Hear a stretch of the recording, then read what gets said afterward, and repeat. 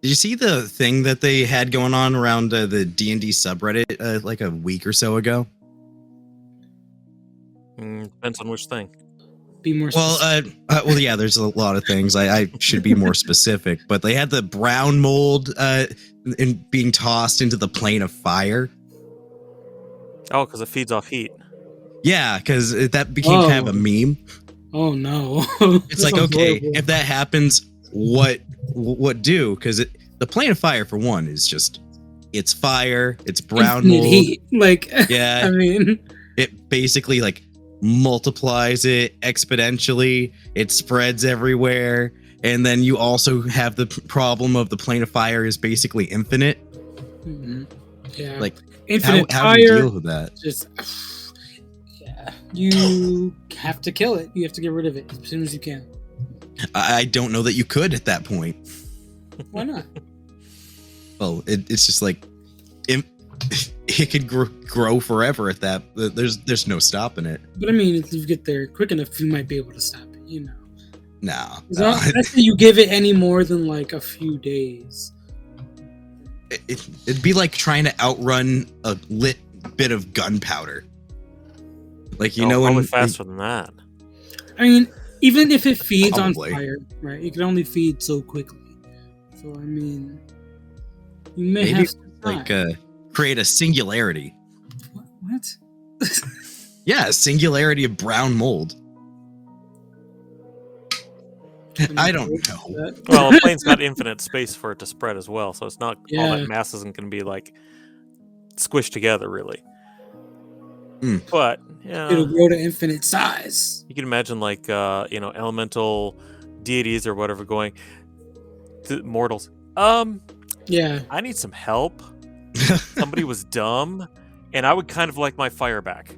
Yeah. The planes do have their own enforcers. I mean, they would try to take care of it by burning it. Yeah, they'd be like, get this out of here. Like, you know what? There is one kind of flame that could stop it. And it's a homebrew flame that I found in this one module called Dusk Flame. It's like it's a silvery fire that just burns cold. I mean, they have the Ifriti and they have like Owlbears. They become like a mold Ifrit. I don't imagine that they're gonna attack this thing with fire. Well, it would just consume all. Like before you know it, the very concept of fire is half brown mold. I mean, the fire plane is like a strong plane, so I don't know. I would imagine like if it's infinitely encompassing and infinitely growing, and half of infinity is taken over by this mold, like half of the concept of fire would now be mold. You go to have a breath attack and it's just like exponentially growing everywhere because of fucking mold. It's interesting. I don't know. Yeah. There's been some crazy stuff going on this week. Have you guys heard of the Creator Summit shit? I heard of that. The only thing I've heard of it was just like Twitter posts after the fact. Yeah, pretty much the same. Trying to keep it all hush hush. I'm such a big time creator and all. I do think I remember. Yes, very relatable. Critical Role mentioning it. Oh, did they? Well, it makes sense that they try to bring Matt Mercer there. It's like, hey, would you like to come over and start shilling our stuff? Yeah, the biggest. Especially since he's premiering at a lot of new stuff soon. I mean, my man is going off. It's kind of like his job to do so at this point. He's like the face. I mean, I wish I had a face that good. Then everyone would be like, "Hey, Orion, go! I need you to represent all the tables." They call it the Orion Hunter effect, which sound like a constellation thing. Oh. Sure, yeah. When the stars align. The stars aligned. Let's start the show. Sure.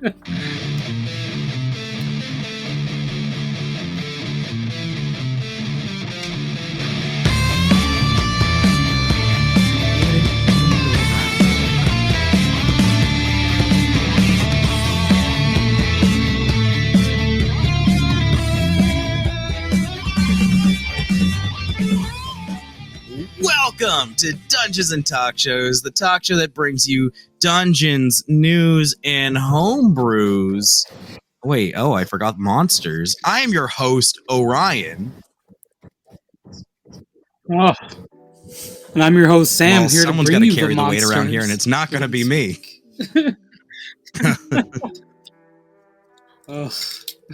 Look, we talked about this last week. We the know unsung heroes of the dungeon mastering. And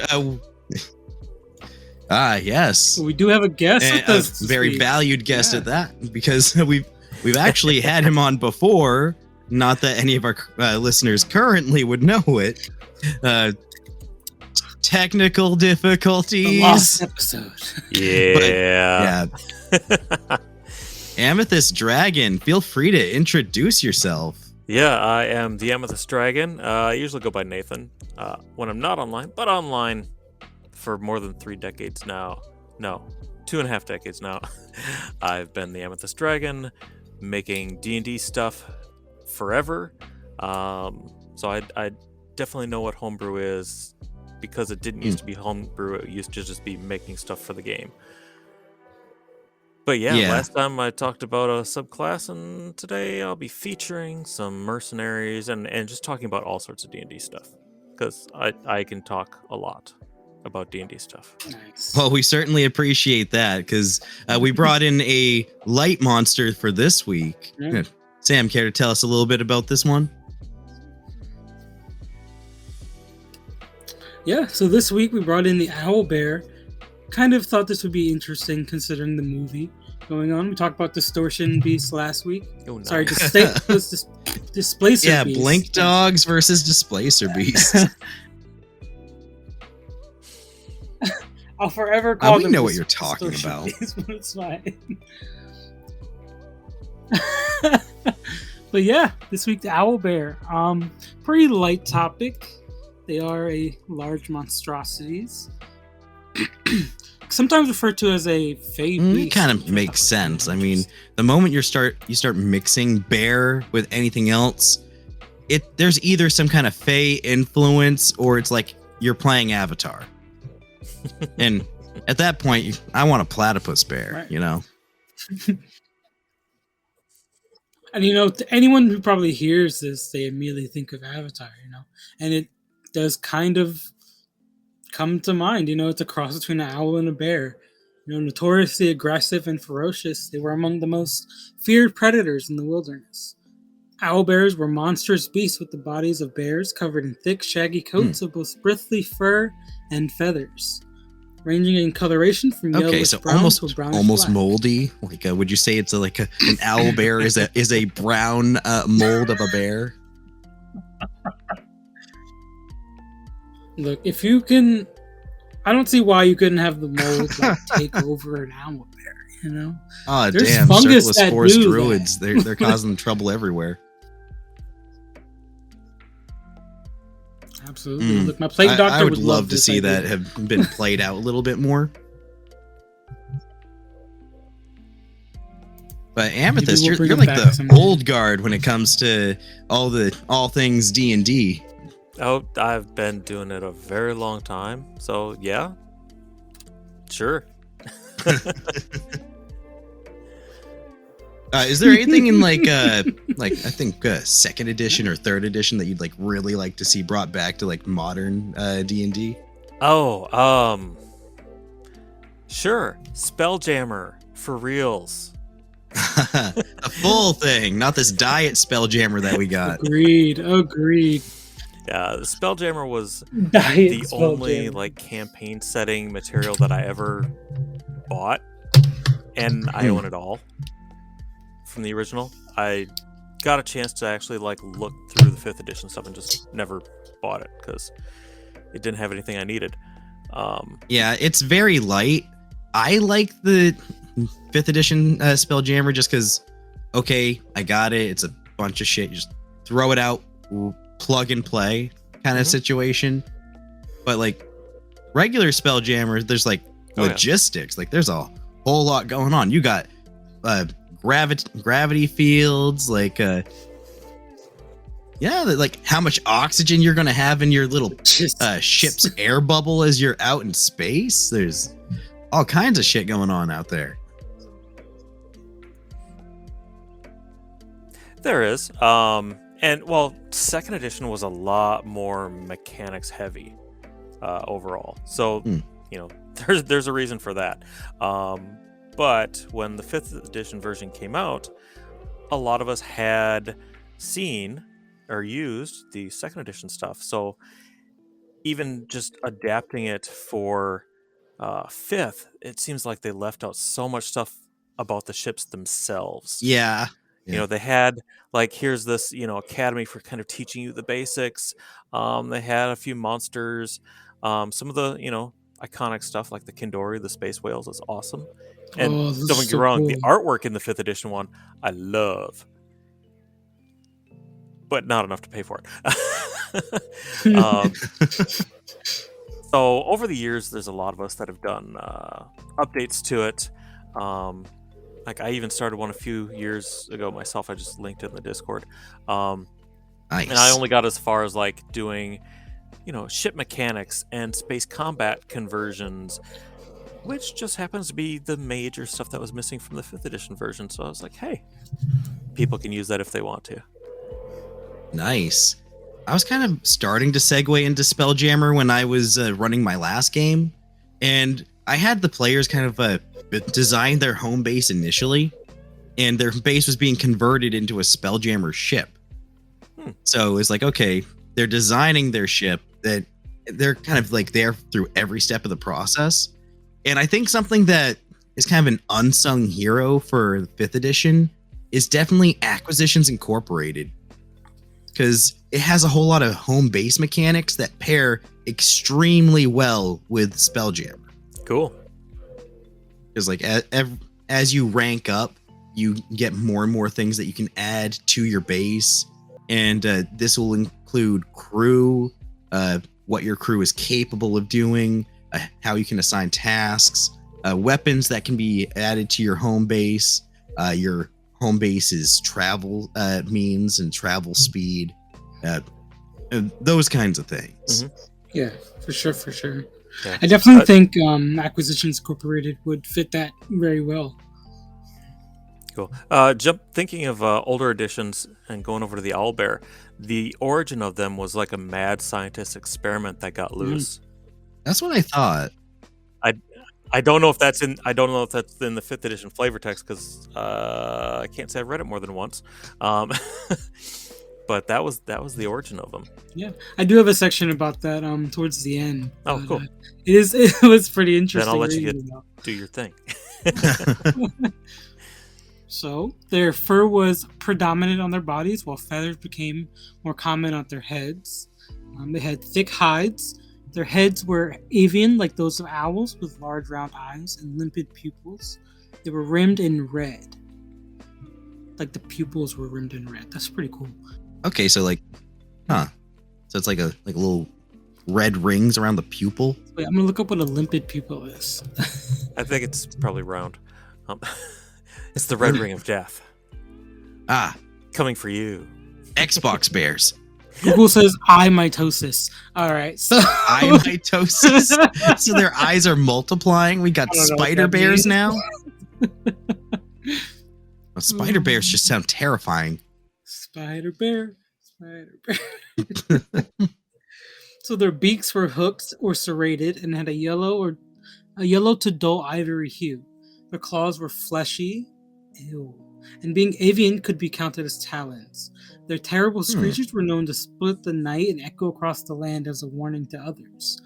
Those who had run-ins with them and often described bestial insanity in their eyes.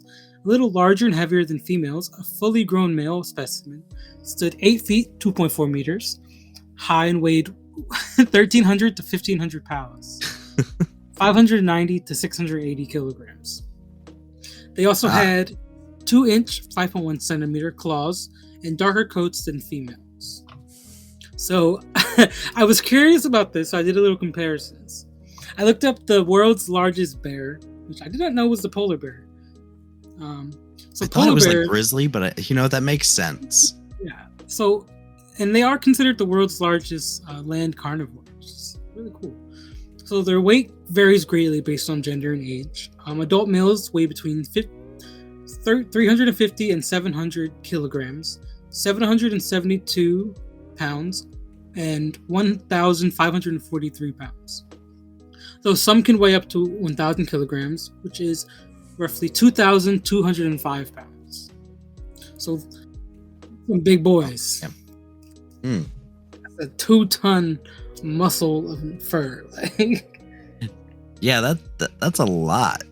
Yeah. So I guess there's no need for a IRL fight score when there's just a bear like that. Like not even like a regular bear, like a monster bear. Like this beat the fuck out of cocaine bear any day of the week. Their anatomy is very odd too. As I was reading into this, so it's like a Darwinistic shit. Kind of, yeah. Like a serrated beak has a purpose for an owlbear. So an owlbear could rotate its forearms as a human could. So I assume that means like, granting it. Sorry, you rotate your hand. Granting it greater strength and agility than a regular bear, and it also gave it a wider range of attack and enabling it to hug and grapple prey. Moreover, while it had forward-facing eyes like both bears and owls, it could also rotate its head up to 270 degrees, owing it to having 14 neck bones. So humans have 7, and we can only turn our heads 180 degrees. I'm just picturing like a party coming up on like one of these things in the middle of a woods, and it's just like standing up, right? Oh my god! And whoever, the rogue, the ranger, whoever is sneaking up, they get a good look at it, and then like its head just slowly turns right around.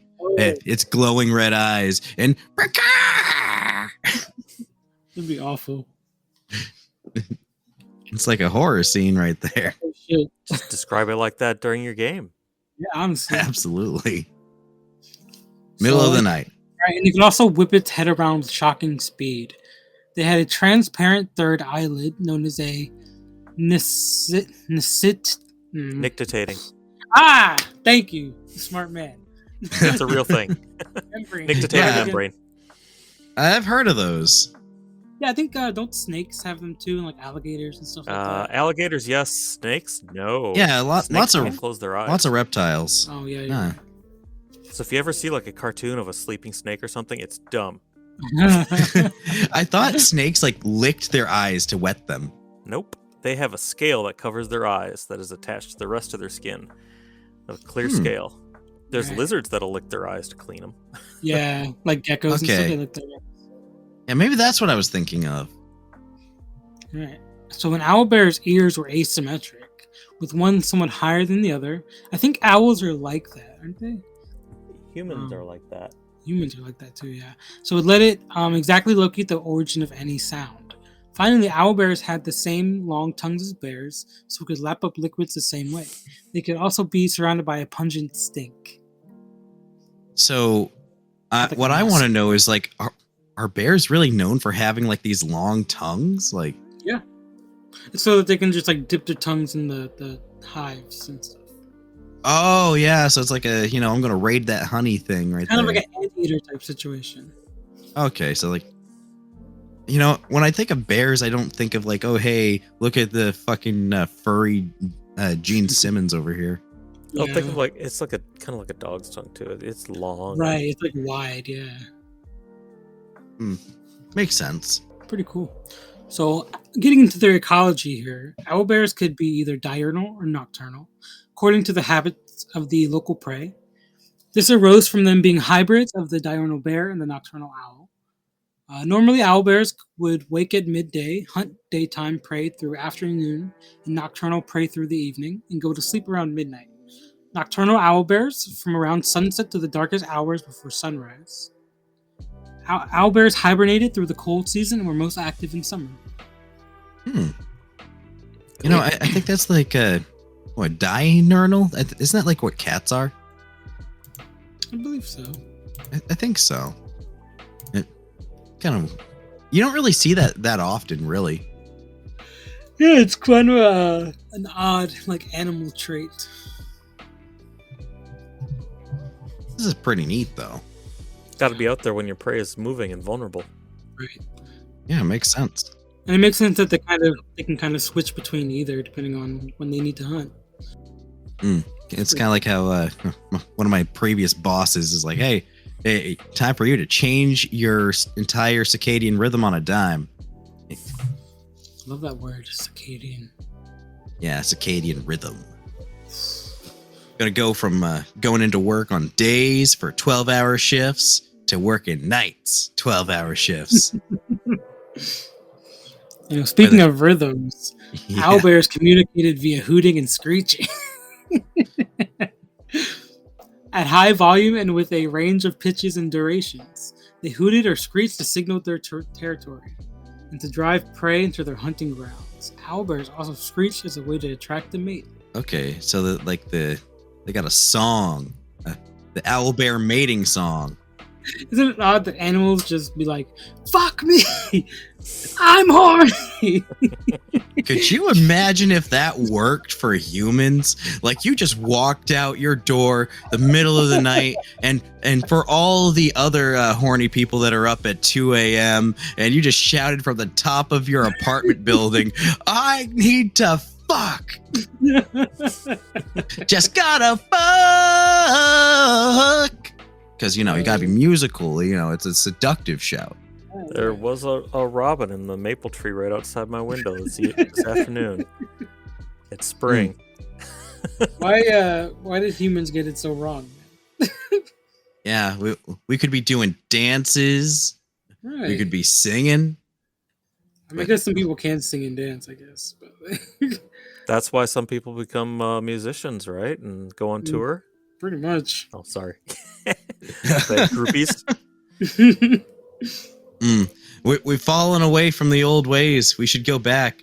Nowadays, the modern mating ritual is like you go to like a Starbucks and you hope that if you approach a girl, she doesn't call the cops. You go on Tinder and you swipe 3,000 times. Yeah, and then you hope that the bottom, you hope that the bottom 20% of women are willing to look at you. Meanwhile, you're in like the bottom 80% of men all competing for that same bottom 20%. Oof, Statistics are cruel. It's rough out here, man. I'm glad I'm married. I could not make it with those statistics. I know. Shit's rough. The boy is cuffed. Anyway. That's about time. So owlbears were entirely carnivorous. They typically preyed on animals like rabbits, bears, snakes, and other reptiles, but also preyed on trolls. Some claim owlbears especially enjoy the taste of elves. They're eating trolls and bears. Oh my. I like how you just kind of mix in there, like, here's all this small thing, and you just kind of like drop in bears and then go on with more small things. Yeah, right. It goes from rabbits to bears, the snakes to reptiles, the trolls, and then elves. Just like, bears, whatever. You know what? The trolls are probably the most practical because they can regenerate easily. So it's like trolls are notoriously hard to kill. Yeah, you rip off a troll arm, you're good for a day. He heals it back in a week. You come back another time, get the other arm, and then then you get fresh arms. If you just harass one troll as an owlbear regularly, you got a steady supply of arms and thighs. Look, everyone knows if you're able to like blood drain a few trolls on like a regular basis, you could get rich real quick. I mean, how effective is a blood transfusion with a troll? Very. Well, I mean, if it depends on how you do it, I guess. I guess we need D&D blood typing. Well, troll's blood is used to be made in like the greater healing potion. I wonder if there's any rules for that, actually. I'm pretty sure. I don't know what book it will be in. Probably the DMG. Yeah, the DMG is totally covering blood types. Well, no, not the blood types, but the crafting of healing potions and stuff. Especially with trolls' blood. No? Damn. You would think. Nah. Actually, the magic items in the Dungeon Master's Guide, not a whole lot on how to make them. Yeah, they're kind of awful with their magic items, huh? But that's hey, leave it up to the DMs. Leave it up to the DMs. Leave it up to the DMs. You know what, DMs? I mean, Make it up. it's less work for them to do. So, Well, actually, that's being touched on in the recent summit that they were doing for the revised 5th edition. it is, yeah. I'm excited for that. Yeah, they're going to be putting more of a focus on making shops more streamlined for DMs, easier to buy stuff and whatnot. Like, I think one of you were talking earlier about like, a more streamlined thing for all of that. It's like, oh, wow, it's what Wizards is finally doing after 10 years. My homebrew for this week is something like that. Yeah, maybe that's what it was. Like, I think you mentioned it earlier. Dogs are barking. There's someone in the neighborhood. Neighborhood. Or not. Let the dogs out. Nah. Okay, so when an owlbear successfully caught its prey, it tended to consume part of it on the spot before dragging the rest back to its lair to be stored, with parts of a carcass stashed amongst or hanging on rocks, bushes, and trees. So I wonder if they would capture a troll, like you said, and they would just let it regen. If it's what's their intelligence? I know I did read that they're fairly intelligent. I mean, they're 3 for an animal, so probably not. But if this is something they just... So I can see it being like a leopard drags its prey up into a tree just so other stuff can't eat it. But I couldn't really see him keeping a troll to eat it over and over. Well, I mean, it does say that it tended to consume part of it on the spot, drag it back to its lair to be stored. And it would stash the body on rocks, bushes, and trees. An owlbear would also scavenge a carcass. Owlbears tore their prey into chunks and swallowed these whole, as owls did. Moreover, in the stomach, the flesh was digested, while bones, fur, feathers, and insect shells were churned into pellets and regurgitated. Owl pellets are disgusting as fuck. Yeah, right? I had to dissect one in biology class in high school. Ooh. Yeah, it's like a terrible smell, but like somehow mixed with the scent of like cocoa, like pure cocoa. It's like bone, feathers. Yeah. Exoskeletons and shit. Like, well, what's left of skeletons? yeah. It would just basically be like all that disgusting stuff, all kind of compacted, and then like in a disgusting sludge that has like a faint chocolate smell to it. White chocolate. Yeah, Did like they treat it with a preservative or something before they sent it to the schools, or Probably. I don't know. Probably. I don't think so, because like it's already like mummified on its own when they get him. Because that's true. There's no flesh or anything in it. I mean, it's not really rotting. So yeah, it's all like dry and stuff, and then like you have to wet it to just dissect it. Yeah. Sounds gross.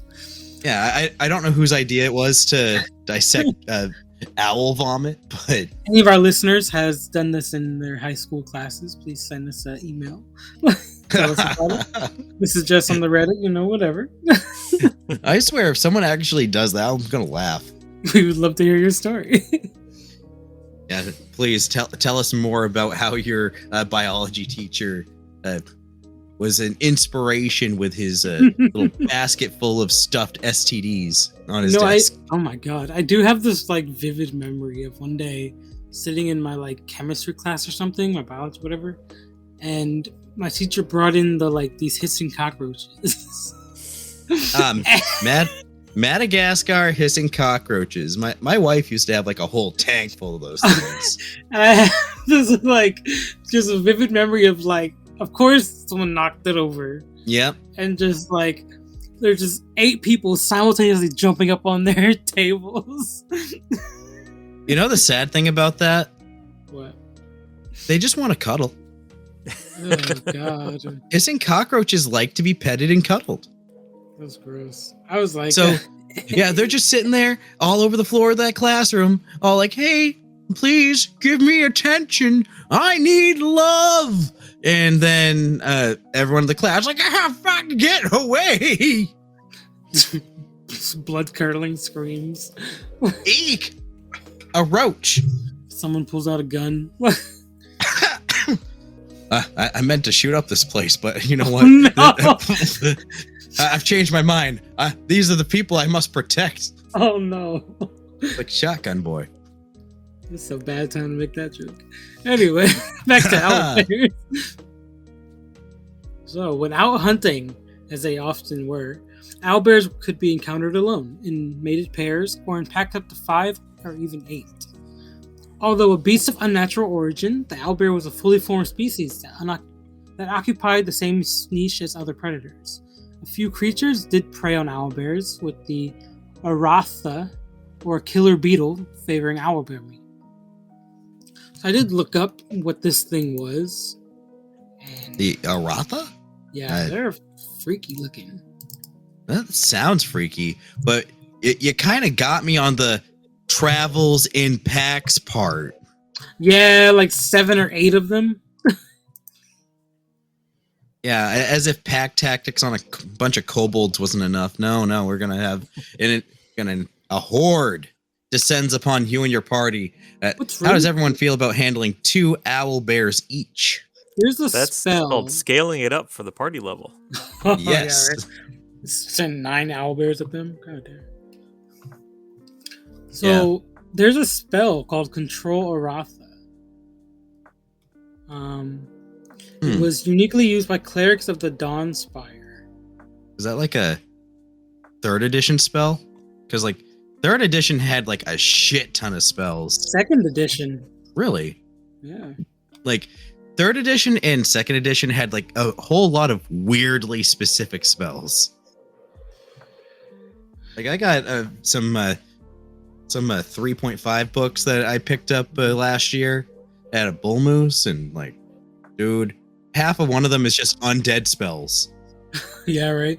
The only description of Aratha is that they were known as killer beetles, and that they were a rare species of psionic beetle that had been hunted to near extinction. And like that's pretty much all I could find on it. I've never actually heard of them before. I know, right? Pretty strange. I like the idea of psychic beetles. It reminds me of those transponder snails in One Piece. They're all like, they're psionic snails, and they're used as a communication network. I personally love the thought of that because it's a way to add phones into a game of D&D without adding phones. Yeah, like a sending snail. Yeah, it's just like, oh, well, hold on. Let me just grab my transponder snail. You just pull out like this little fucking snail, and it's got like a little receiver, and you just take that, and it's plugged into like its central nervous system, and you're tapping into like an entire psionic network of snails. Okay, gotta dial the boss here. Hey, this thing's going on. We need help. Blah blah blah blah blah. Like, I feel like this could easily just be like a race of like hive mind snails. That are like that kind of. They can be used for all kinds of stuff, not just like audio stuff. They can be used for video projection as well. Video projection. Oh yeah, you should create these. Put these in our book. I'm a big fan of using One Piece material in regular D&D because there's just Ichiro Oda is super creative when it comes to world building, and transponder snails is just fantastic. Yeah, you can make this a companion creature. Oh, that'd be pretty sick, I think. Okay, so how the owlbear came to be was a long-running argument among scholars. As Amethyst mentioned earlier, the most widely held theory was, of course, that the first owlbear was the product of a demented mage crossing a bear and a giant owl. The goal was likely to combine the bear's strength, stamina, and claws and the owl's keen senses, but the experiment was likely a failure. Given how bad-tempered and untrainable it would have been, in any case, the mage was most likely killed by it too. Some accounts rejected this notion, but still could not explain them. The oldest elves recalled that owlbears had been around for many millennia, and a few Fae claimed owlbears had always been found in the Feywild. If this was correct, owlbears had originated as Feywild predators.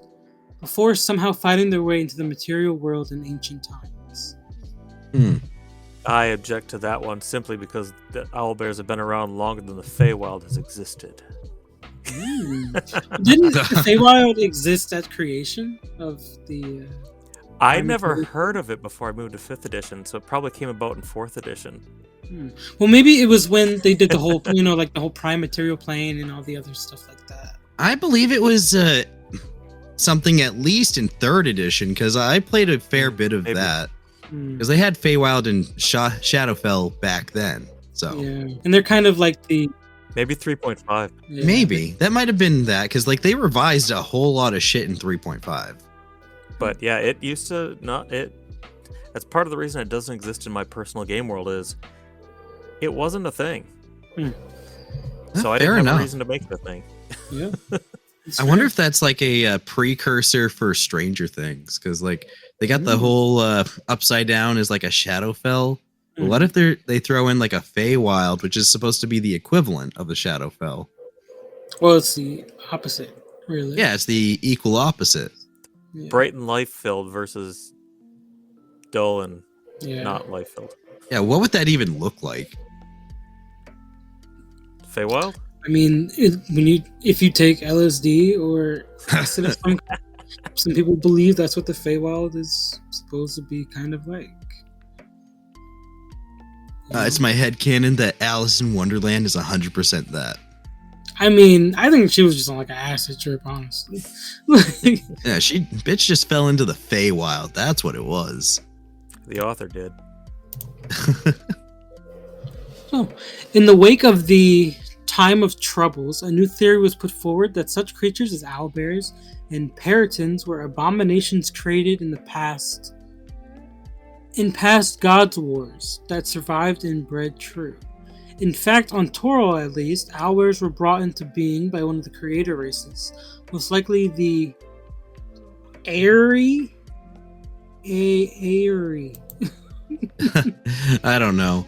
I'm personally a big fan of some mage thinking he's P.T. Barnum throwing this shit together. Yeah, honestly. That sounds more fun to me. Oh yeah, absolutely. Like just some mad mage, and like it wasn't like a failed experiment. He just wanted to run a fucking circus. Yeah, I could definitely see it.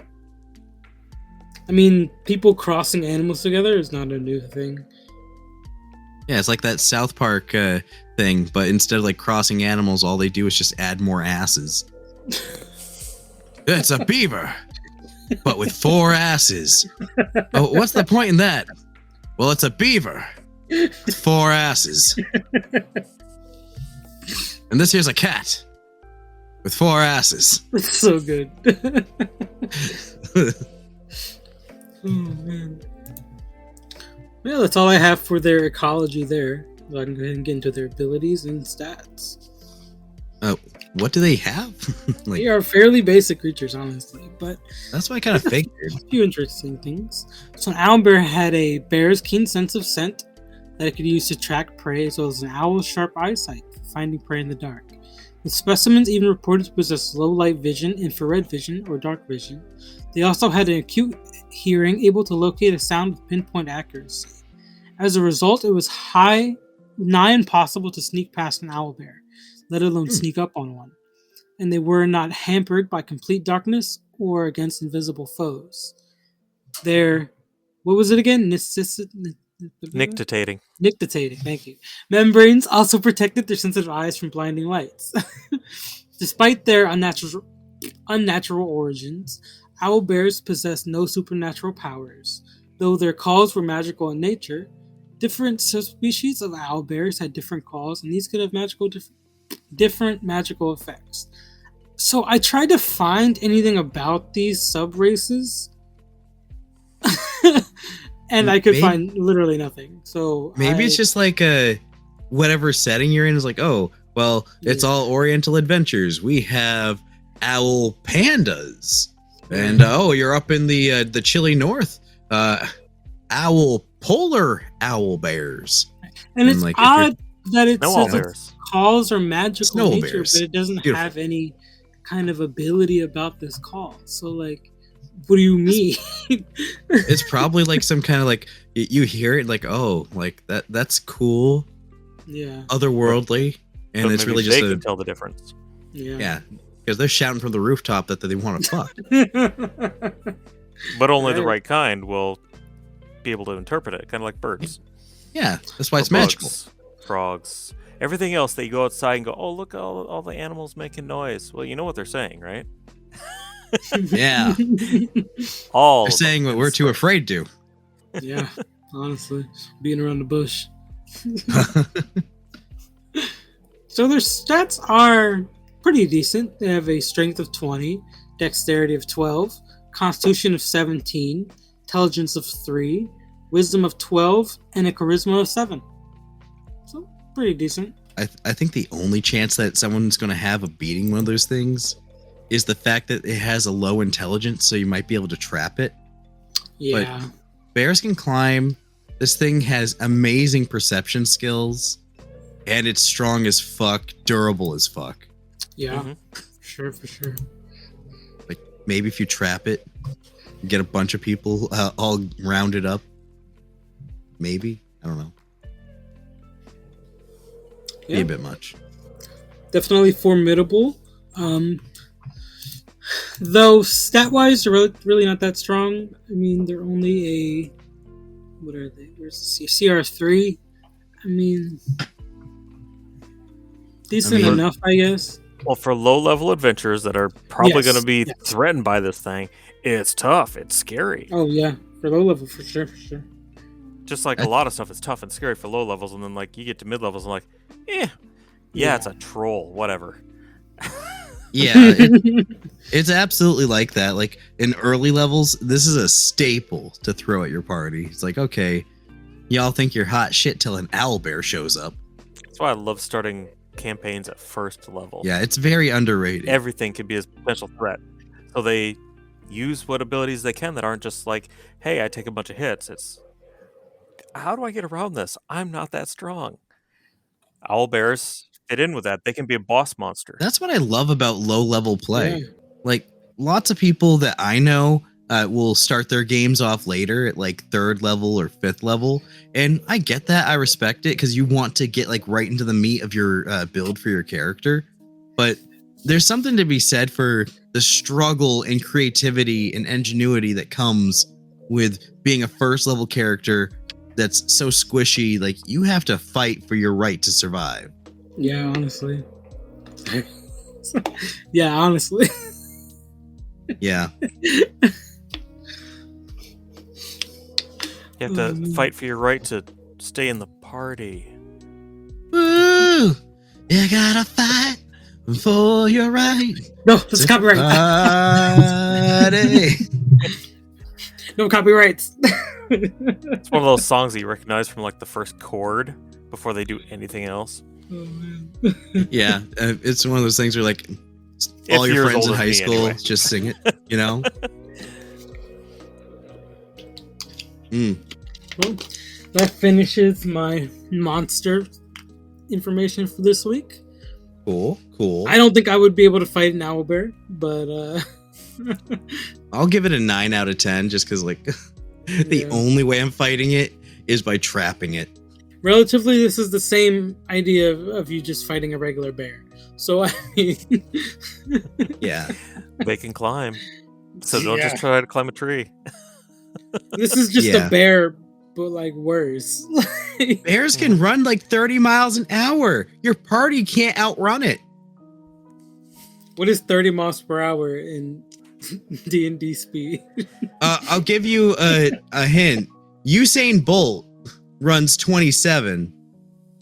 And that's like fastest man alive right there. And like, you have to put a bunch of buffs on and use your dash action and like do a double dash just to match that.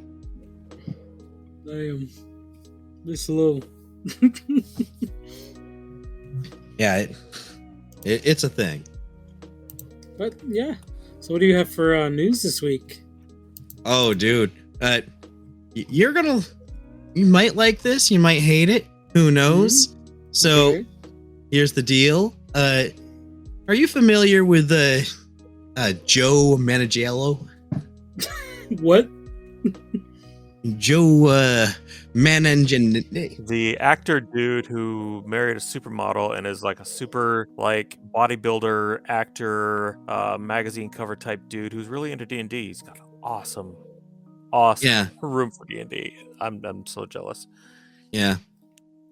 Well, he has taken it upon himself to be the new director for the live screen adaptation of the Dragonlance novels as a TV series. Cool. Nice. Yeah. I don't know what that is. Dragonlance? I don't think It's so. a play setting. It was one of the old, like, first edition settings that was developed kind of like in cooperation between TSR and the authors, Margaret Weiss and Tracy Hickman.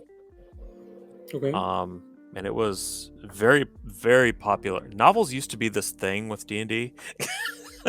Yeah, it's where you got lore. Before Wizards of the man. Coast like bought them, they had novels, like actual, and some of them were really good. A lot of I them were really love good. lore. I mean, that's why I do the segment. I love lore. I soak that shit. Yeah, Like, but Dragonlance was like started out with like this trilogy of books, and then another trilogy of books, and then several other books, and there's like adventure modules that take place there. It's pretty cool. awesome. I never actually did anything with it, but I read some of the novels. This actually, I'm just reading a little bit of the article. It actually explains something that my brother was talking to me about earlier today. He had mentioned that there was like this famous actor or whatever who appeared in a video with like this Black Forest wood D&D table that was all custom made just for him. Like they're like, oh hey, check out this awesome handcrafted wooden table. It is like, oh wow, just for D&D. And it's supposed to be like all intricate and shit. Mhm. So it was kind of neat. Let's see, according to CBR, they got Manganiello quoted as saying, "So I'm actually shooting a documentary right now, and I'm developing a TV show for Dungeons and Dragons." Ooh. So he's working for Wizards with the D&D. It says he's working for Dungeons and Dragons. I would assume he means Wizards of the Coast. Unless he's like referring to himself as like a, I don't know, like a servant to the community. I don't know. What kind of show do you think it'll be? Well, I would say that the thing is, Dragonlance is very beloved by older fans. My dad especially. He brings it up almost every time I talk about old school D&D, because like it's almost unavoidable to talk about. They've re-released some books on Dragonlance, and it's appalling how long it took, because Dragonlance has a rich history and lore behind it, and unfortunately I'm not versed in as much as I'd like to. Yeah, I think part of the taking a long time is the fact that I think Weiss and Hickman might own some of the rights to the material, so Wizards couldn't just use it, and when Wizards wanted to update it, there was a lawsuit because they were basically trying to cut the original authors out. Oh wow. Mm. So I think they may have come to a settlement, and so now they can think about going forward with different things. Yeah, At least that's what I gathered.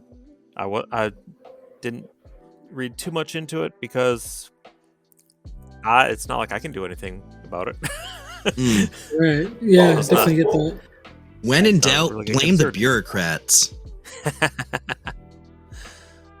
Damn bureaucrats. Always making it so we can't have good shit. But if they're getting involved with it and they're trying to actually like do justice to the material, it's not going to be as lighthearted as like the D&D movie is. Mhm. It'd probably be a bit more of a serious material. At least that's what I remember of what I read of it, and yeah. That makes sense to me. Just because the D&D movie is going to bring a lot of people in. off of how lighthearted it was.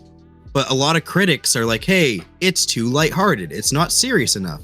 I'm Then just like, have you played D&D in person? Yeah, Really? right. Like, Play D&D and then go back and watch the movie again.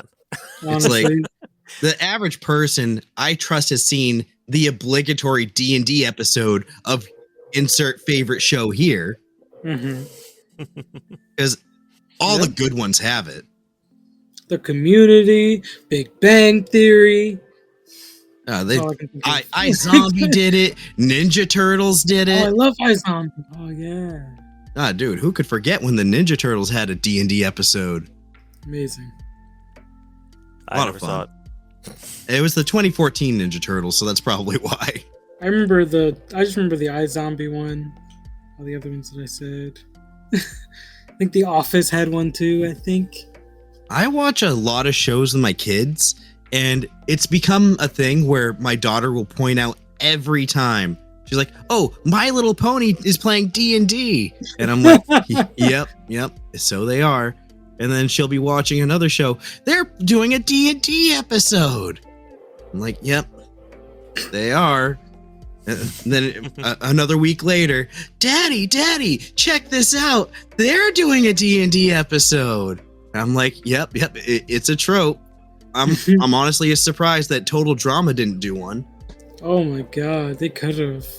It would have been amazing.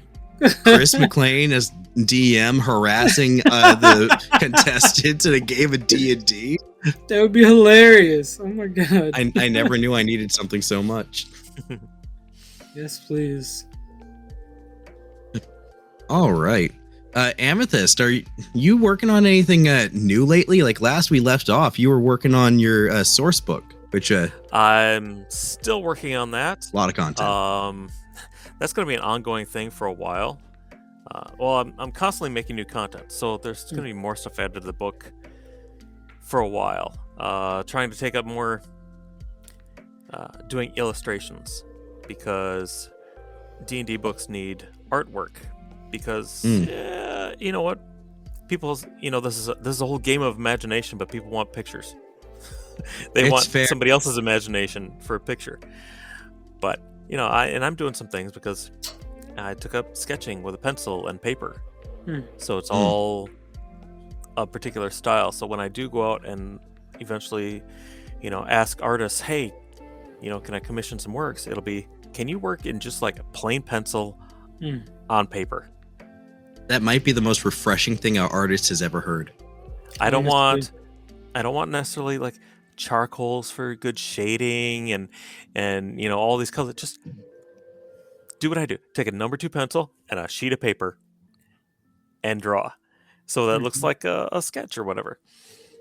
Then like you run it through a computer, get it all scanned in. Yeah, just scan it and throw it into the software that I bought for desktop publishing, which is an interesting step backwards in history for me, because I worked on the yearbook staff when I was in high school years and years and years ago, and that was a early desktop publishing software, and this kind of works the same, only better. Yeah, I get them improvements. Other than that, just constantly making new homebrew stuff. I don't remember when we did the last recording. I think that might have been like 2 months ago. Might have been. So I might have been... Yeah, it was one of our first episodes. One of the early ones. I think it was... Maybe February, maybe? Yeah, early February. That's what it was. Okay, so I finished up that month of themed content where I was doing bird-themed stuff for every day. Yes, for the entire month.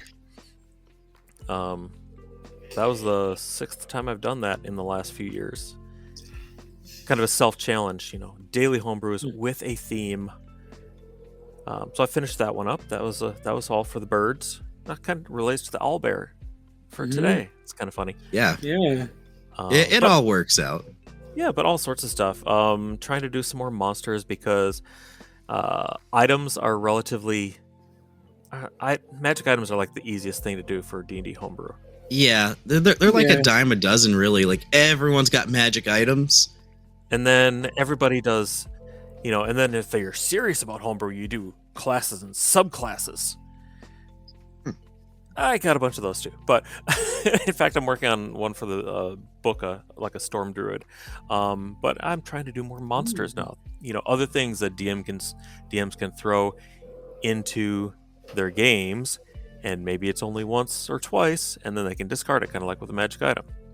Yeah. Spells, you got to balance a little more because, hey, if you give the casters a spell, it's going to come up over and over and over and over, and then you find ways to abuse it. My advice there, DMs, if your players find a way to really abuse something, maybe change it so that it's not quite so abusable. You have my permission to do that with my spells if you use them in my game. If I didn't foresee something because I don't own every source book and can't calculate every little min-max thing people do with it, it's your game. Change it. Right. In my case, I would say that maybe this is a little seed to plant in your head here. There's never really enough good homebrewed mundane items. You know what I mean? Because just the other day, I was kind of fooling around. I got like this whole chef knife set in the kitchen, and you know how like they always come with those meat shears that like detach from each other. Yeah. Well, I grabbed one of those and I jokingly just kind of did like almost like a butterfly knife thing, do a quick flick and then like unattached, and like I was messing with my brother, and next thing he knows he's got like it goes from, oh, he's holding scissors, to half a second later, oh, I got two blades pointed at me. And then I just kind of like looked down at what I did and I'm like, this would be awesome for a rogue if they just had like a pair of scissors and it's like, okay, oh, by the way, 2 daggers, done. I mean, what's the anime Kill la Kill? She has but that's more like sword. that's like a sword. I'm talking about like mundane. She does get the other sword and then make the scissors. Yeah, but that's a whole thing. I like to make non-magical stuff. Like I'm looking at my list right now. One of my players wanted a magical sword cane, or not one of my players, but one of my Patreon patrons wanted a magical sword cane for their custom magic item, because I do commissions for certain tiers. I'm like, well, first I got to stat out a basic sword cane before I can make a magical version. So I did. It'd be like a rapier with a hidden property, right? Yeah, I think it's like a D6 instead. But you can, use it as a club too, because bludgeoning. It's a cane. I made a artificer subclass at one point, and I needed some weapons that would fit their theme, and their theme is the whole like battlefield manipulation. So they had a siege crossbow. That's just, it's bigger than a heavy crossbow, and you have to like mount it on a tripod or something to fire it. But you can fire through a couple of people. Oh, nice. Over penetrating. Or a saw sword. It's like a great sword, but it's got a serrated side on it. So if you use it against objects, it does more damage. I like the idea of that. So if you spend your action like sawing through it instead of just hitting it, that's awesome. It would do more damage to objects. I love that. And it was all. It's like a. And it was all for that subclass, really, because they needed some specialized weapons for Siege Warcraft. Well, the thing is, like, a lot of people always complain about, oh, the marshals aren't as good as casters. If you gave the marshals more tools and more stuff to work with, they'd feel a lot better about it. You know what I mean? Like, for example, you give a rogue a classic sword breaker dagger. In real life, a sword breaker dagger, it's got like it's almost like a toothy comb ish type weapon. It's got a blade on one side. It's all like these big old slots on the other, and it's meant to catch a opponent's blade like a rapier. So thin or light weapons, you catch them and you twist it just right, and it snaps their blade. Oh well, what you gonna do? I just broke your sword. Come at me, bro. Even if it doesn't break it, it pulls it off out of the way and controls it. Partly. And there's a lot to do there. You got a second weapon there. Yeah, you could basically incapacitate a weapon just by grappling it there, and it'd be a safe way to do it. Yeah. So I've made things like clawed gloves. If you want to, play Black Panther with the claws and the ends of them, works for monks and basically changes your unarmed strikes into slashing damage instead of bludgeoning. That's really all it does. Hey, but it gives lots of flavor. Yeah. So yeah, there's non-magical items, points of interest, little businesses or just like roadside things. Those are fun to do. Yeah, you mentioned earlier the mercenary things. Could you tell me more about that? Yeah, one of the things, the monster stat blocks I did recently was this NPC kind of mercenary company. I called them Vulture Company. All right. Because, well, I was thinking about, what if the player characters, there's this quest to go fight these undead or whatever that are invading, and they go, you know what, we'll get to this. This other thing will probably pay better. So they go do this other thing. And then they go to take up the quest to fight the undead.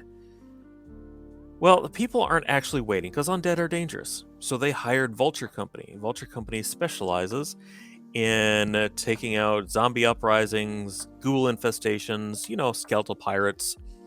Right. The things that the players passed up because they treated the game like a video game where the side quest is always going to be there. Well, no, Exactly. Vulture Company went in, Vulture Company got paid, plus they took any treasure that they found. And they're professionals. That's exactly what Acquisitions Incorporated does well as a book, because it gives you rival factions that do exactly that. They'll bust right in, they'll scoop your side quests, they'll leave a calling card, and like if you're in the middle of a quest, they might just show up there as well, be like, yo, listen, we're gonna finish this dungeon before you, and if you want to beat us, well, you can go fuck yourself. You know? I could see that fitting in really well in the Grim Hollows too. Oh, absolutely. Rival factions and rival adventuring parties or mercenary groups that are trying to achieve the same thing, and they're not bad people. They're just doing their job, and their job isn't to like hurt the party outright. Maybe they're just a little competitive. Right. I mean, in Grim Hollows there are, opposing factions. I haven't quite gotten to make use of yet. Yeah, so for these guys, I'm like, I'll give them thematic outfits so they look vaguely vulture-ish.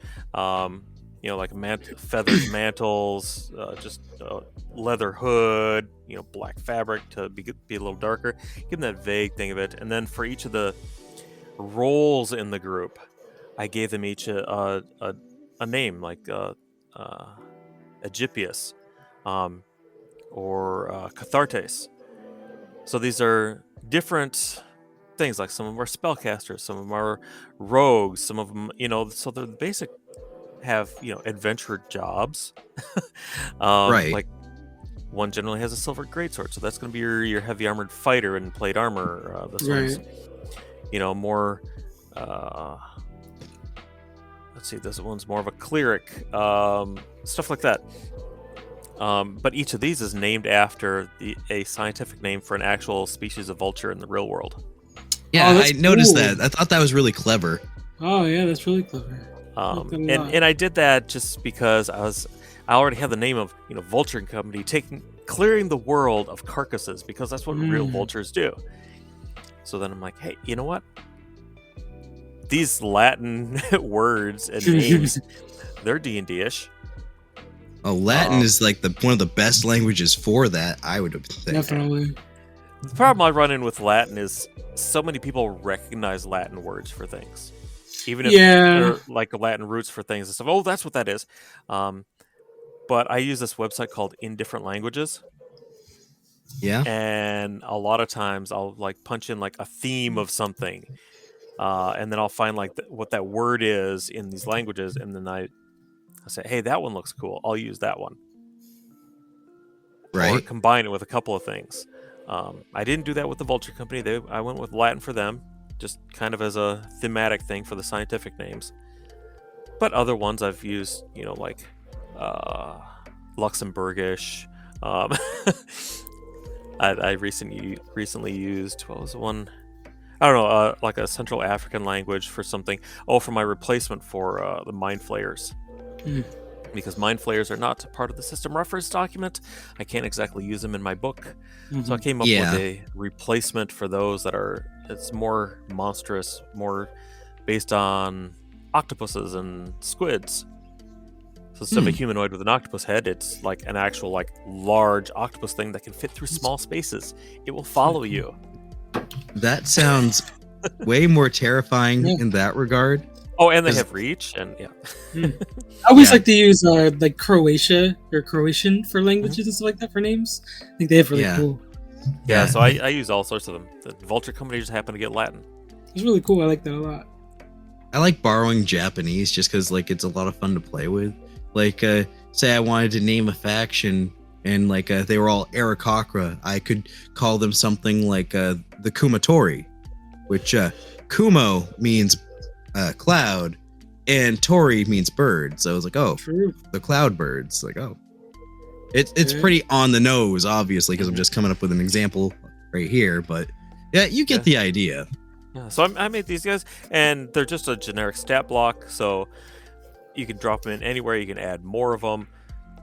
Like, it doesn't have to be one of each of these in a group. It could be, 10 of the Egypius, the plate armored fighters, and like, you just scale it up depending on how you want to use them. How big a threat the undead are in your game that the players just didn't get around to handling.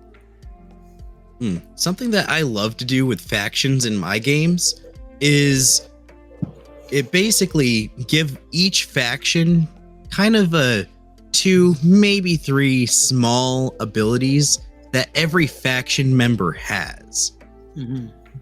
So like maybe in this case these vultures would have like each of them would have a like once a day as a bonus action they can add a d4 of radiant damage to an attack, or like maybe even though they're not all clerics, once a day as a bonus action or a reaction they could do a turn dead for a temporary amount of time.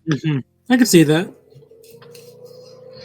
It's a way to kind of like add a little bit more depth to factions that your party deals with.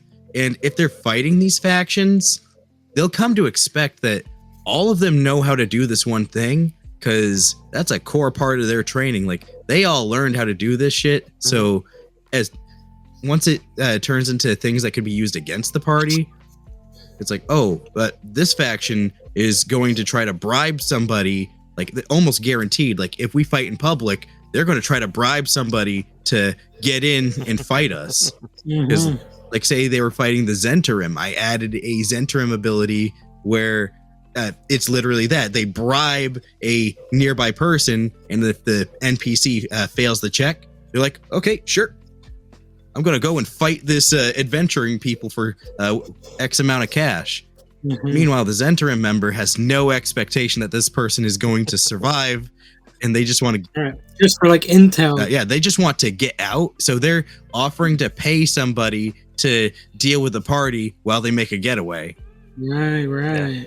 Yeah, this Vulture Company was like the second kind of group of NPCs that I made that kind of a generic stat block, and the earlier ones were like this blood cult, where most of the members are just ordinary people.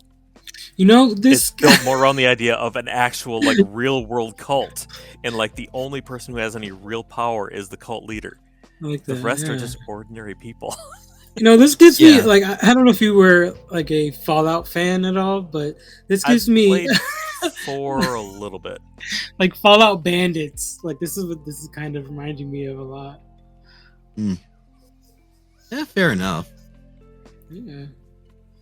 But yeah, that's Vulture Company. I like that a lot. That's what I'm bringing to the table today.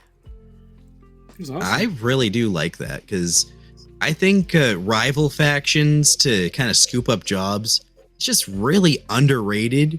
But as a tool in the DM's kit is fantastic, because sometimes you just need to let your party know that they aren't the center of everything. The world is going on around them and without them, with things that are that they're not Exactly. dealing with.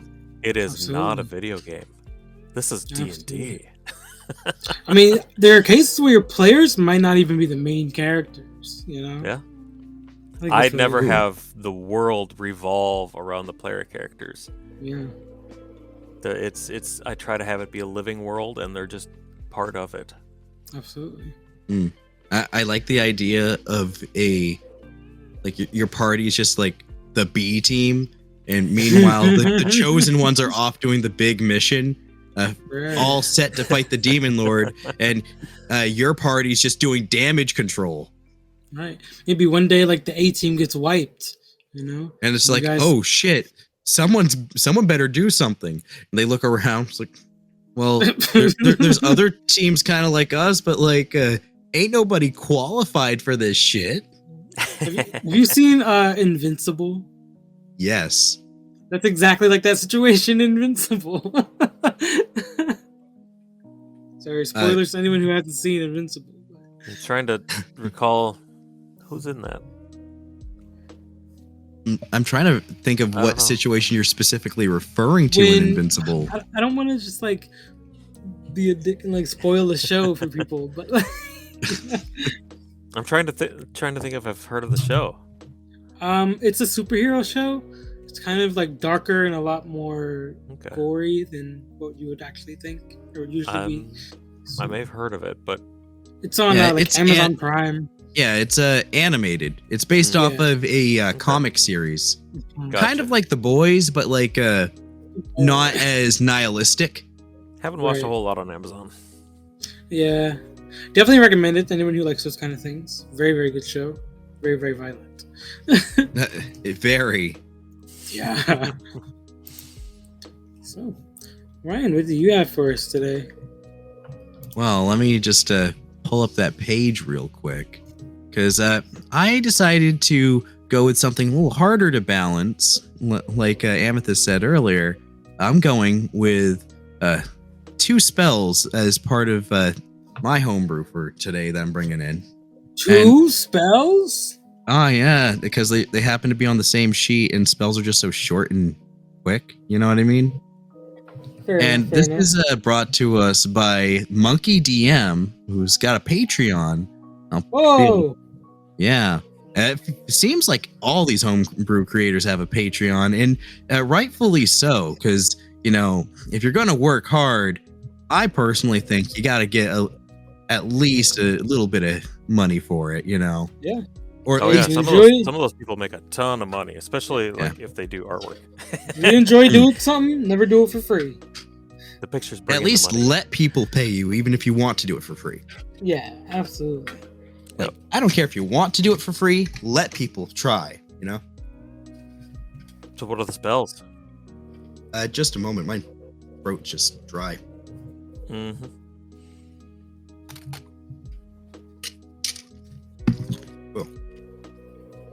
I should have put water in my ice. I'm just picturing how tired your arm is getting. I know, holding that baby for this whole episode, man, it's a legend. I'm used to holding a baby for like hours and hours on end with my Yeah. left I arm. remember that. Oh boy. Got 4 of my own, and the youngest 2 just turned 13 a couple of days ago.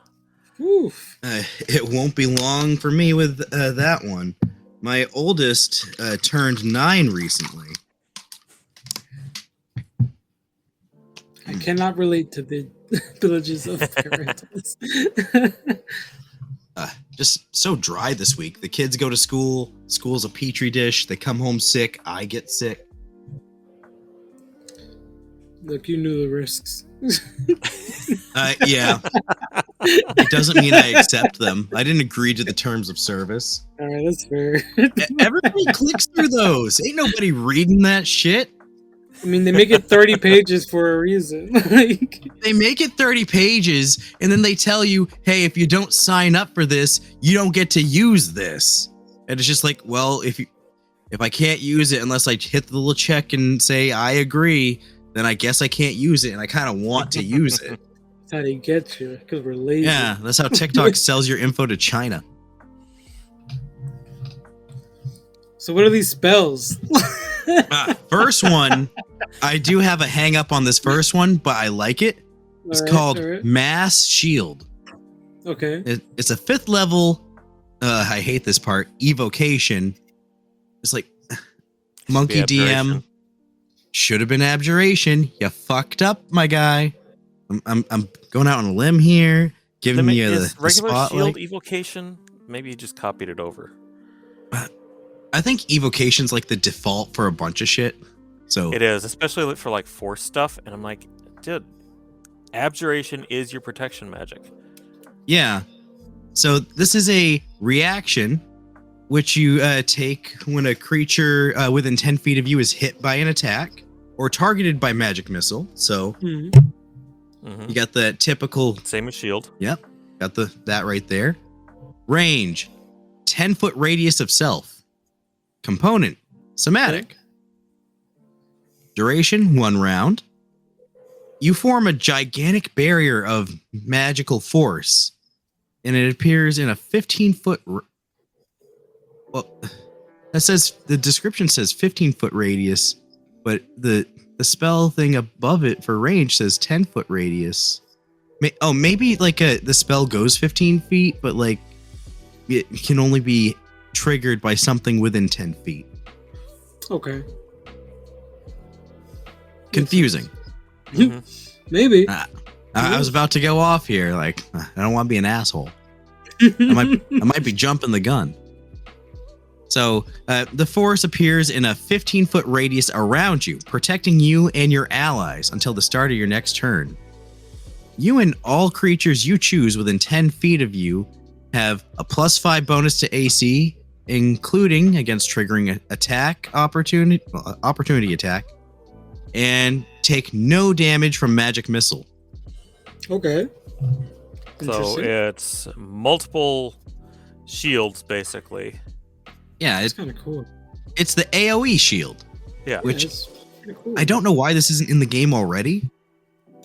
I mean, this description and everything, a little messy, not as clean as I'd like, but he's basically taking the shield spell, 1st level spell, and ramping up to a mass spell, and a lot of times 5th level is about the level you do that for, like, you know, like a mass healing word. Mass cure wounds is going to be like 5th, 6th level. So I could see that. It only lasts. I think that's appropriate. Is the duration a round, or is it until the start of your next turn? 1 round. Okay, so it's a bit longer than Shield is. Because Shield you could put up, you know, before your turn, you know, an enemy's turn, your turn is next, it goes away. So this is a longer duration. Yeah, which sorcerers have access. Clerics, paladins, sorcerer, wizard all have access to this apparently. So sorcerer being able to use meta magic to double the duration. Ooh. I see some potential there. Yeah, that'd be +5 to AC to +5 is huge for for 2 rounds. Ooh. I'd say that's well worth the. Well, that's a meta magic that no one takes, so it would take a almost useless meta magic and making it more useful. True, and also you still have to spend the points for it. I don't know how many points that particular meta magic costs. I think it's usually 2. Level. Yeah, I think for things like that, for duration, I think it's 2. Okay. Yeah. I know some of them, like Quicken is like 1 per spell level or something like that. Yeah. Some are per spell level, some are just a flat fee. So it might be not too abusable. Yeah, the artwork for it looks pretty cool. Nice. And then the second one that comes with it, seems like a package deal, is Herd the Flock, a 4th level spell available to Cleric, Druid, and Paladin. Casting time 1 action, range 90 feet, components verbal somatic, duration instant. With the same authority that you shepherd calls... maybe I read that wrong. With the same authority that a shepherd calls his sheep back to him, you beckon your allies towards you. Choose a number of creatures up to your spellcasting modifier, minimum of 1. You move all willing creatures up to 90 feet towards you in a straight line. This movement does not cause attacks of opportunity. Sure, because it's not them moving, it is the spell moving them. Mhm. Fuck yeah. What level awesome. is that? That's a 4th level spell. That's a tough one actually to kind of judge because it's totally situational and depends how useful it is. Depends on your spellcasting modifier. Mhm. If you didn't max it out, then you're not getting the full use of the spell. Most people max it out. Yeah, if you're a dedicated spellcaster, chances are it's going to be maxed out. But it's also a paladin spell, so they may not be up on the wisdom. It's No, true. charisma is their casting stat. They'll be up on that. I would imagine that your average, let's just say like your average spellcaster with average stats has a +3. By the time they have access to 4th level spells, they've probably bumped it up to a +4. Yeah. Mhm. So that's, what is it, 1 plus your ability mod, or is it ability mod? You're just your ability mod to a minimum of 1. So Okay. I would say on average, 3 to 4 is able to cover your party. Yeah. Mhm. And I'm just thinking the usefulness, it's not moving them in a particular, where you want them to go. It's only towards you. Mhm. Yeah. It Yeah. is to pull your members back. It does not send. It's not like one of the Battle Masters things or something where they can send an ally to move just somewhere. Mhm. Yeah. It's only pulling them towards you. And They I have to be love willing that. to go, but Yeah, it's that's really only cool. towards you. So that severely limits the abusiveness that it could have by saying, yeah, I use a spell and I make them move without opportunity attacks. It's just drawing them in. Ooh, So I see, can see that see. being reasonable as 4th level, actually, yeah. Yeah, I I'd agree. say it's very reasonable, and if it weren't for the fact that there's some serious shenanigans and protective stuff that you can do with this, I might consider like maybe 3rd level. Yeah. Yeah, I would keep it as yeah, I'd go with 4th just because 90 feet is, triple movement for some people, and they wouldn't have to expend any movement to do it. Absolutely. Yeah, like And no attacks of balance-wise, opportunity. it makes a You lot of sense. You can pull, if you are safe, you can pull like the whole party. Exactly. And there's just a lot that can be done there. I could imagine like you could like have one person climb up a tower, and then the rest of the party is like, okay, bring us up. Herd the flock, pull them up. Mm-hmm. You manage to get across a gap, pull everyone across. Like, this is the kind of spell that can circumvent a lot of terrain situations. It can save people from danger. It says enchantment, and I would agree with that. I would also say it's close to abjuration, but Could be. close. It's pretty awesome. Well, enchantment is really like brain affecting, and I would kind of lean toward that one being more abjuration or transmutation, because you are just physically moving them. You're making them. You're moving them without them expending movement. I almost want to suggest conjuration, because like it's almost like a teleport, but it's not a teleport, so we can't go that route. Yeah. I would lean toward transmutation rather than enchantment, because it says they have to be willing. It's not really affecting their brains. So I would change the spell school personally. But other than that, it's an interesting spell. I like it. Yeah. I certainly like it. I like it more. I like it more than the mass shield. Actually, I wonder what this. Because it's less, I'd say, over. At +5 to an armor class for a whole round is just insane. Just because of bounded accuracy. Especially if you can abuse it with a sorcerer to extend it somehow. But Herd the Flock is to me is just more imaginative. I like it more, just for that reason. I like Mass Shield because, like, I think we've all wanted to have our shield be able to save somebody else. Exactly. I like that. I like that aspect of it. It's not a horrible idea. It's just not quite as imaginative in my mind as the Herd the Flock one is. I would agree with that. Personally, I'd like to see like a maybe like a 3rd level shield where you're projecting the shield spell onto an ally. Mm-hmm. You know? I could totally see that. Because And then have it last a whole round, yes. yeah, Rather than like just until the start of the turn. I would go so far as like if it's a 3rd level spell and you're doing the full round, maybe Give it a longer range too. Yeah, like have a good range. Like maybe give the person that you cast it on advantage on one attack.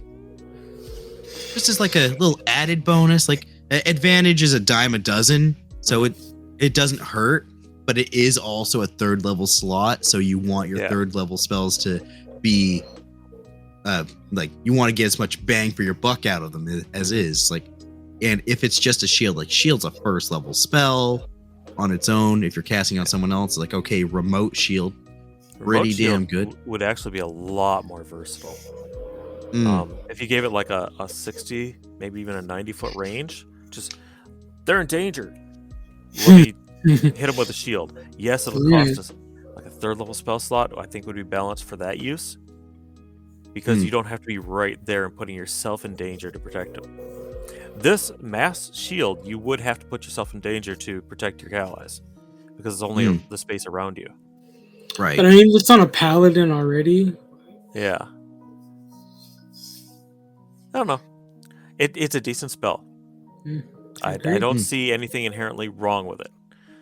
Herd the Flock is just more fun in my opinion. Yeah. I am with you there because like I think Mass Shield is cool, and I like how we just kind of like off the cuff homebrewed remote shield. Like plenty of people love Abjuration, and you know Abjuration Wizard has its niche. So it should definitely get the love it deserves. But Herd the Flock is just cool, you know? Yeah. All right, I think we're coming up. Come on, guys, time to go. Time here. Looks like we're coming up on the end of the time here.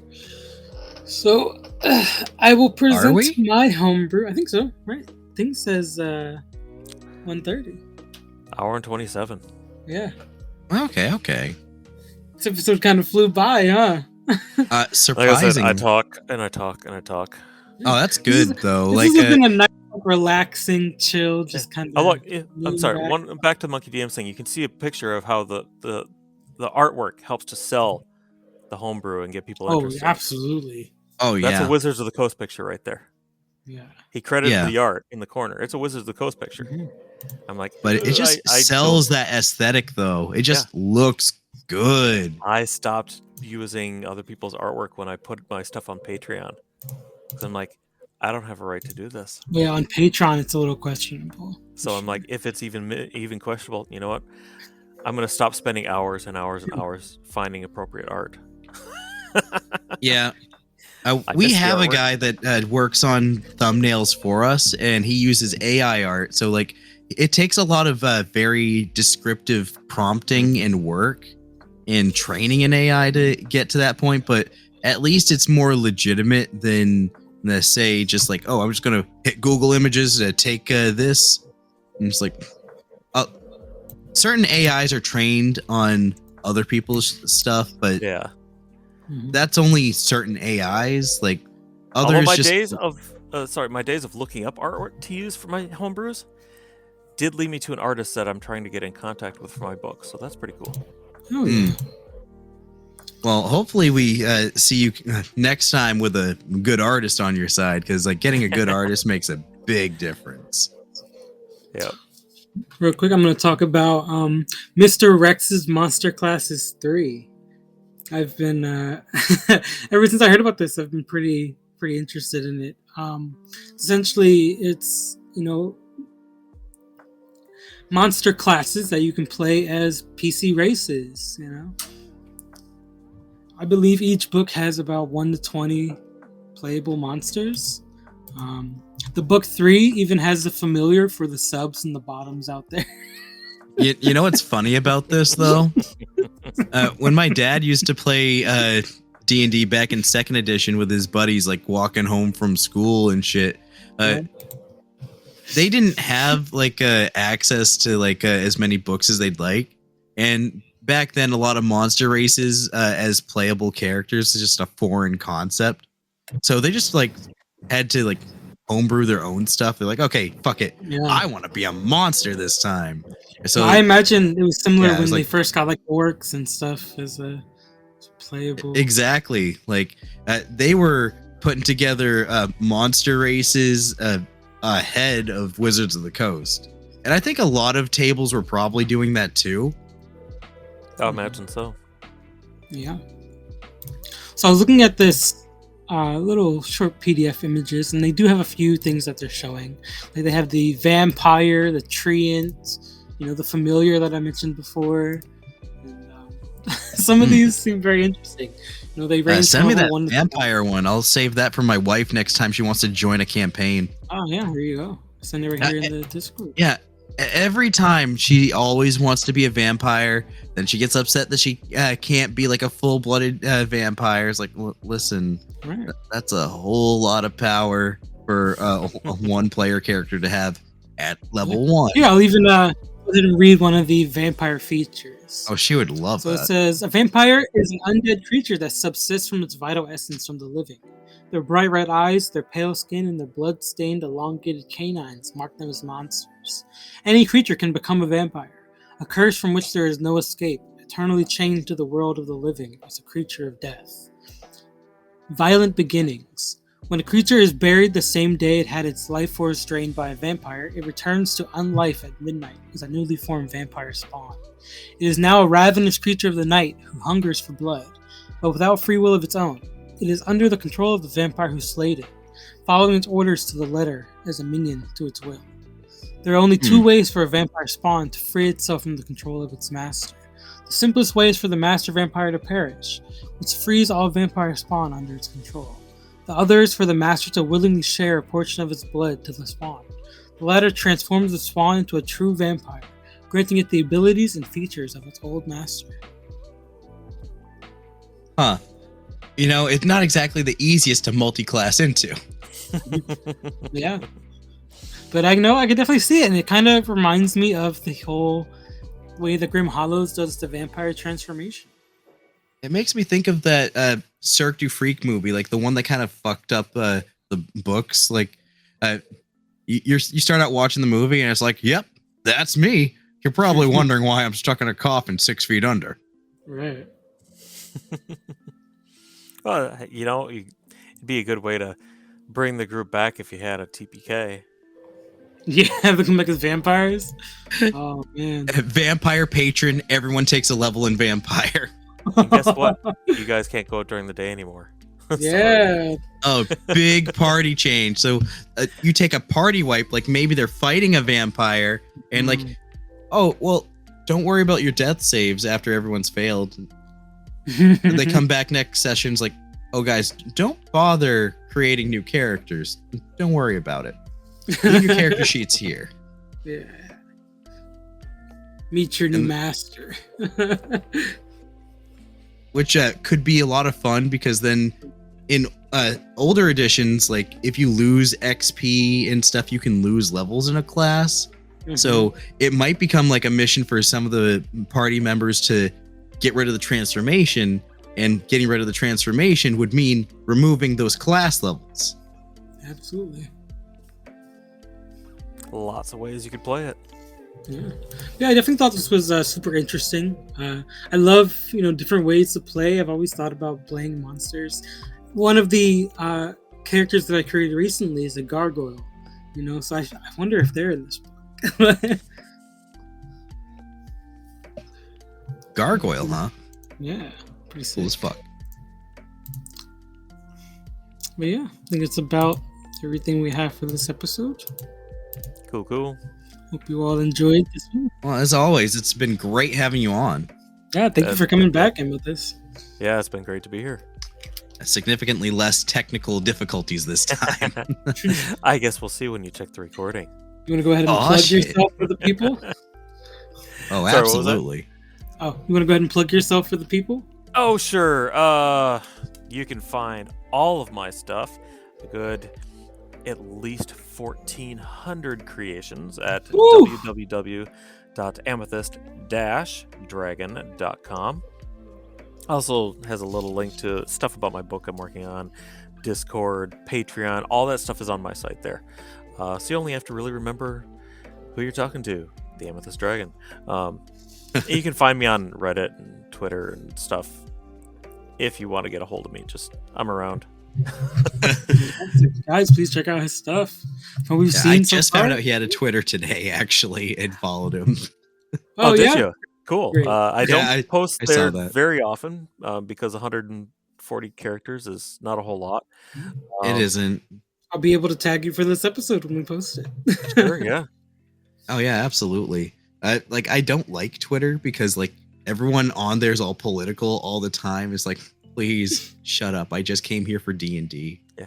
I do retweet a couple of political things, but mostly it's me plugging my D&D stuff. Yeah, it's kind of like it's slow on Twitter. It's just like slowly baking its way deeper and deeper into the community. It's like, please, I just want to play D&D. Like Twitter, find good guests. Instagram. Yeah, on Twitter I'm just Amethyst Dragon.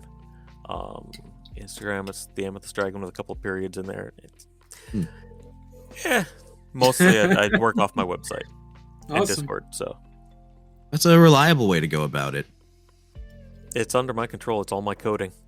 I Oh, used yeah. to write websites by hand in Notepad. Damn. I learned how to do Old. coding for HTML years ago. I was like, one day I decided, I'm going to teach myself how to code a website. Because why not? It used to be that's the only way you could do it. But that was a long time ago.